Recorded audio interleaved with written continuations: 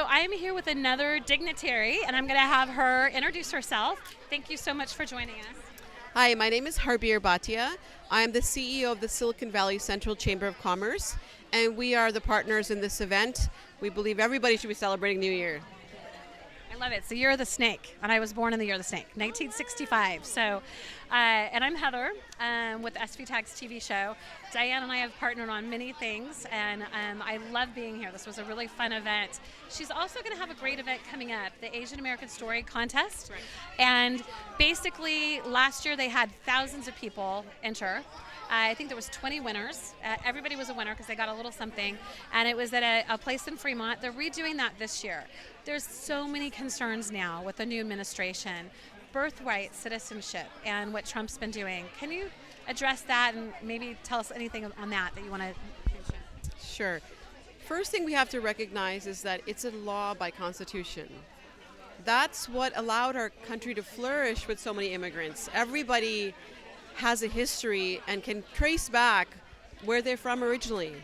99% of them are not originally from here. None of us are from here originally. None of them are, right? Unless you're Native American. And that in itself... I have Native American in me, but still. Perfect. And I think the point of me saying that is that we have to recognize it's not just about birthright citizenship. Firstly, it's constitutional. Secondly, it is that there's a concern or this fear against immigrants. And I don't want to make it about racism, but that's what it seems like to everybody else, that this is a racist issue and racist concern. In the late 1800s, there was a law called the Common Man White Law. If you were not the common white man, you were not considered an American or a potential candidate for citizenship or residency. And let's clarify, women were not citizens either. Women were not citizens either. They did not have any rights. Exactly. And so if you think about that, we're going back to those old days. So this isn't about just birthright citizenship.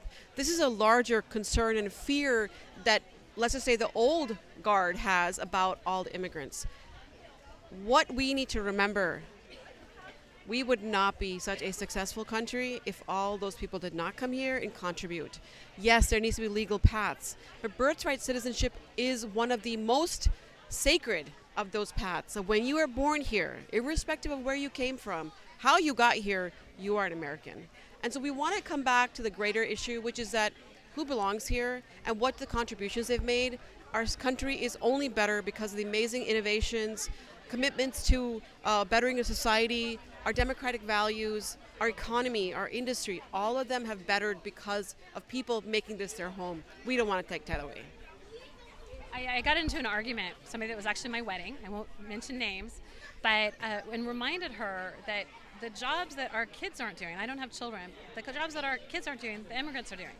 Cleaning our homes, working at the fast food, although now in the Bay Area, fast food makes more than the restaurant makers, yes. Right? So my grandfather was the first Portuguese funeral director in the state of California, and he came from a family of 11 children, and he didn't want to work on the family farm in the Central Valley that they came here to build. So we all contribute in whatever ways, Absolutely. However, whatever talents we have, and it's these stories are important to share. The economy. So I'm going to pause because she might want to cut that. I'm going to pause. Okay. So with the economy, there's been a lot of things cut, and it's really scary. The healthcare, the different services. How is the chamber going to help with that locally here? I know you help businesses, but tell us a little bit. Sure. It's a very important question. We have to understand all of these pieces tie together to make society. Jobs, businesses, education, training, housing, healthcare, mobility, communications. All of these things together allow us to coexist and have a thriving community. Our goal as a chamber is not to look at business as a separate element, but recognize business is here to create a thriving society. When there's taxes coming from sales, they go into our general funds. For us, we recognize the value of that and remind our members that we appreciate you, because when you work hard, you are creating the engine that allows our cities to work. So we promote businesses, ensure they're getting their latest workshops. Right now it's all about AI. It doesn't matter what the size of your workshop is, everybody is treated equally. We have created new levels of membership for those families that have now stopped with the mom and pop brick and mortar shops, but now are going to the pop-up shop, which is a new world.